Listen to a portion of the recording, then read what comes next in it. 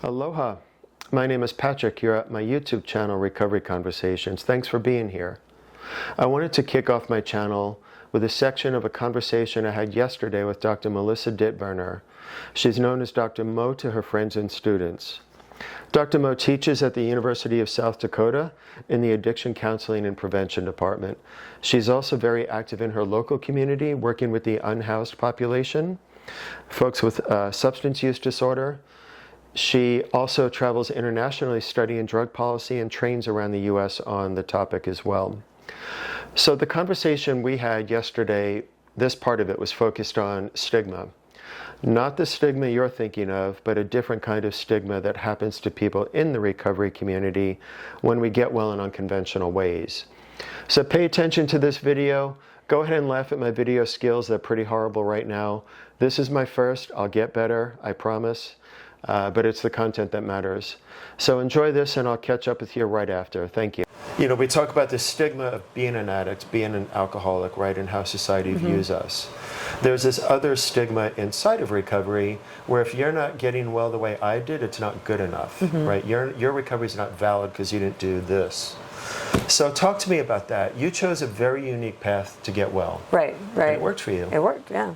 So tell us a little bit about that. How did you get yourself on the right track? So first with the stigma, I do see that even today when I talk to people that are in recovery, and they're like, so what program did you use? And I'm like, I didn't use a program. I did take, in the beginning of my path, I did take AA's 12 steps, and I put them in a Word doc, and I took out all the words that didn't make sense to me, and I made 12 that made sense to me, and I think I made it to 5, and I was like, this doesn't speak to me, and I scrapped it. And then I found other ways. Now, was that the easiest path? I don't know, man. I white-knuckled it for a while, so it was hard. I think it's hard for everyone. Yeah.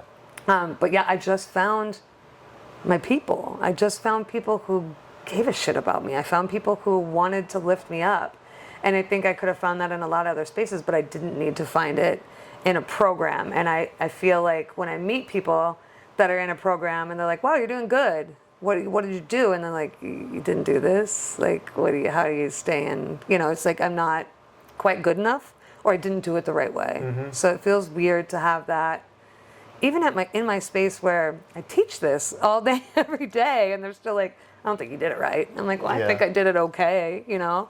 And I'm not saying that at any time I couldn't, accidentally be susceptible to return to use or something crazy could come up, but I'm saying I feel like I'm doing okay. Yeah. Anything that gets you there. I have a saying that the best program out there is the one that works for you. Absolutely. Wherever it is. Absolutely. And I totally lost my train of thought. The truck was only extremely loud.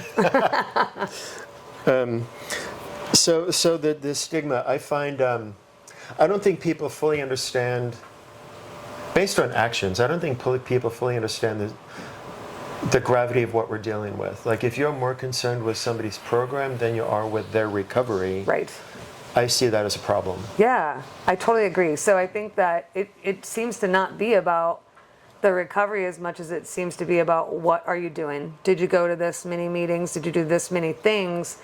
And I work with treatment courts, and I see that too. They're like, you got to go to so many meetings. And like, well, maybe they don't need that many, or can their meetings be different types of programs? Like, can it be, whatever works for them? And when you pigeonhole them to this one thing, because that's all that's accessible, what type of help are they truly getting? Right. Yeah. I had a conversation with somebody this morning who said, we're talking about the question was, and I'll leave it with you, was if somebody comes to you today and says, I'm in trouble, man, I need help with this disease, what's your advice? And this morning, the conversation was, see a professional, learn what tools there are, and figure out which ones you can engage. I like that. That was the advice. Yeah. Rather than go do this, go to that meeting. Yes, absolutely.